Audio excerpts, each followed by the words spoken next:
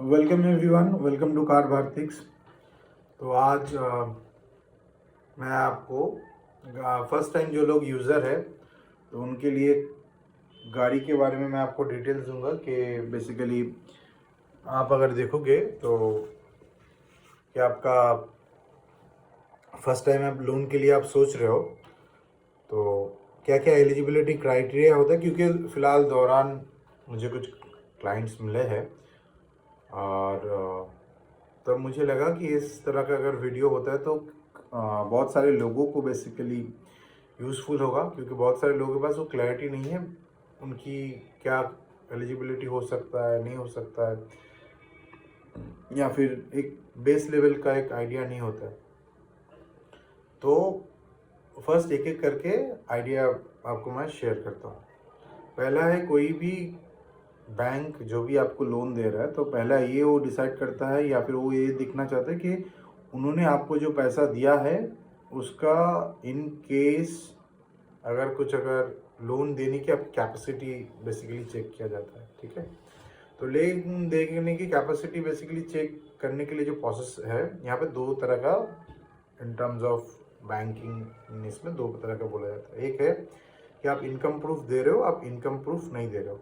पहले income proof नहीं दे रहे हो उनके बारे में बताता हूँ। इनकम प्रूफ नहीं दे रहे हो मतलब कि मैंने एक बिजनेस स्टार्ट किया है या फिर मैं कुछ ऐसा कुछ करता हूँ जिसका बेसिकली सॉलिड डॉक्यूमेंटेशन मेरे पास है नहीं, इन द सेंस ऑफ मेरे पास इन रिटर्न ITR नहीं है, मेरे पास ट्रेड लाइसेंस नहीं है, या फिर मैं कमीशन से अगर मैं पैसा अगर इनकम भी कर रहा हूँ तो मेरे पास उसका प्रॉपर डॉक्यूमेंटेशन बेसिकली है नहीं।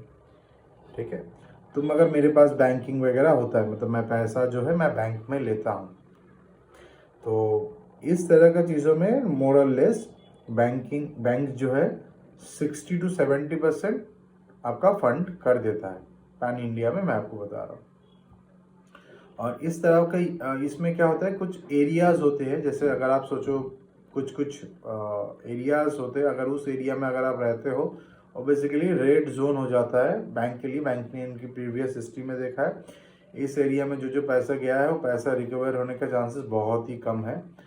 तो ऐसा अगर होता है तब जाके आपको मिलता नहीं, अदरवाइज आपको जो है लोन मिल जाता है। इनकम अगर प्रूफ अगर नहीं है मगर फिर भी आपकी बैंकिंग सही है, अगर आप 60% आप लोन लेने के लिए चाह रहे हो, 40 या 30% आप पेमेंट करना चाहते हो, आपकी प्रीवियस कुछ लोन हिस्ट्री है, कंज्यूमर लोन भी हो सकता है, आपने फ्रिज लिया है, ऐसा कुछ आपने लिया है, तो NBFC जो है आपको फंडिंग कर देगा। और दूसरा एक आता है कि इसमें एज ऑलवेज हर एक तरह का इस टाइम ये सारा केजेस में क्या होता है, कभी कभार अगर आप कोई अगर लड़की अगर अप्रूव कर रही है, क्योंकि बहुत सारे अभी इसमें बिजनेस भी मैटर करते हैं कि आपकी मोड ऑफ बिजनेस या फिर जिस तरीके से आप इनकम करो, इनकम कितना स्टेबल है वो चेक करने के लिए। तो बहुत सारा समय पे अगर वो सीजनल बिजनेस है तो आपको दूसरा किसी को भी को एप्लीकेंट लेना पड़े घर में, it can be your husband. मतलब लड़कियां अगर अप्लाई कर रही है तो मोरल से देखा जाता है कि लड़कियों के नाम पे बिजनेस है, उसके बाद ऐसा होता है तो इनकम प्रूफ के लिए कुछ सही से दे नहीं पा रहे तो हस्बैंड को एप्लीकेंट लिया जाता है। हस्बैंड का भी हो सकता है कि हस्बैंड का भी इनकम प्रूफ कुछ ऐसा कुछ नहीं हो, मगर क्रेडिट हिस्ट्री चेक किया जाता है कि इससे पहले उन्होंने लोन लिया है कि नहीं लिया है, या फिर घर के दूसरे कोई मेंबर्स भी हो सकते हैं, डिपेंड्स अपॉन द बैंक। ये हो गया। दूसरा जो सबसे ज़्यादा लोन होता है वो है विथ इनकम प्रूफ।